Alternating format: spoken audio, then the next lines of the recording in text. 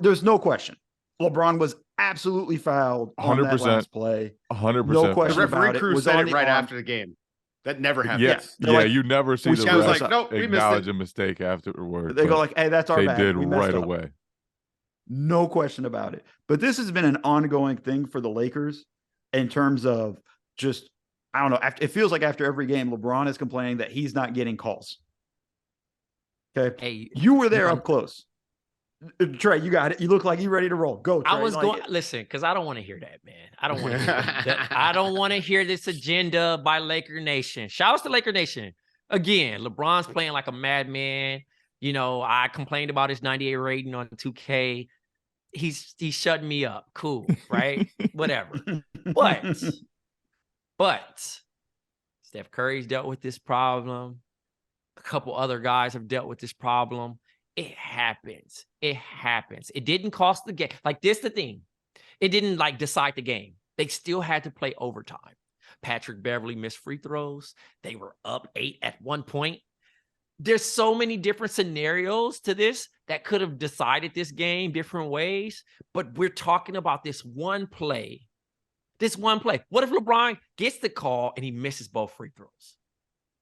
What are we doing right now? And I understand, yes, the officiation has been missing calls all year. We've been saying it all year, fans, media, players.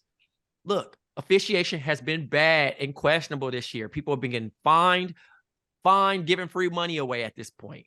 But let's not act like this is the first time it happened. LeBron, very dramatic to fall to your knees, brother. You got a lot of basketball to play. That whole segment, that segment was great. Listen, he acted like he saw somebody pass away right in front of him. I loved it. Like that was a movie scene where he just watched his loved one get mowed down. And I gotta say, guys, I'm gonna be upfront. I was rooting for the Lakers in overtime because I loved LeBron's reaction to being fouled and wanting to win. I loved that shit. I mean, it was over the top, but I thought it was real. Like, it was real in the moment. That was how he felt. Like, and I mean, we've all been screwed out of something and like kind of felt that way. I felt it with him, and I was rooting for this Lakers team. Is kind of scrappy. They're not really good, but they are fighting and they're in these games. Darvin Ham is like got these guys going at it, and he's incredible at challenges. But man, like, I was rooting for LeBron and the Lakers in overtime because of that passion. I love it. It wasn't manufactured. Dave, you know what the refs did? You know what the refs did? By not calling that Tatum foul, they made us care about the Lakers Celtics. They did. Yes. They did. For a split second. Yeah. It was almost like somebody hit the button at Buffalo Wild Wings and said, hey, rival week. Rival week. Man. It was awesome. Because I haven't cared about that matchup. First of all, I haven't cared about that matchup since Kobe versus the Big Three. I'm going to be honest. Like, I don't look at it like that. The Celtics normally do what they do and beat on them boys. They come to LA and they do their thing. It don't feel like winning time. There was a crazy game with Jeremy Lin one year, though. There was a crazy game with Jeremy Lin versus Isaiah Thomas. You see how that sound? That don't even sound real. I knew you'd like that. You can always count on Jay to just ruin it. It's always amazing. That sounded like some multiverse stuff. Bonkers. That sounded like some multiverse stuff. Like, who played who? Like, was Isaiah Thomas a Laker at that time? Was he a Celtic at that time? Was NBA champion Jeremy Lin a Toronto Raptor at that time? Like, don't forget the Chris Clemens game. Like, it's so nuts. But, like, again, when that happened, because the craziest thing about it, I got a text. I wasn't even watching the game yet. I got a text saying Patrick Beverly. That's all it said. Right. Patrick Beverly. It wasn't drug tested last night. Did he get No, drug tested last night? I want to know. I don't know. But it wasn't the camera. It was him getting ready to shoot. I turned it on. He's getting ready to shoot the free throw. He had 14 points. So I'm like, oh, he's scoring. Makes one. No, he misses. Makes one. And I'm looking like, so I'm like, okay.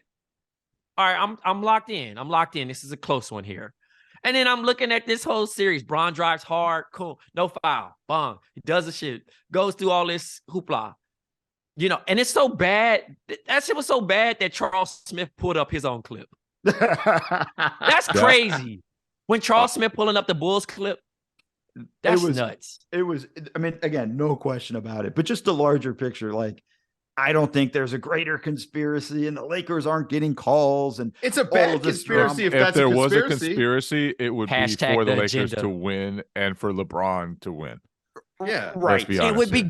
That's all it would be. The Lakers have been a part of so many real conspiracies that have been in their favor. I mean, like Anthony Davis, the entire saga of getting him to the Lakers is a conspiracy, right? And that happened.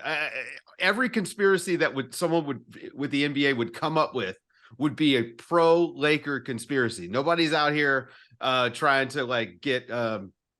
They'll come at you for the Chris Paul trade being vetoed. Is Rui?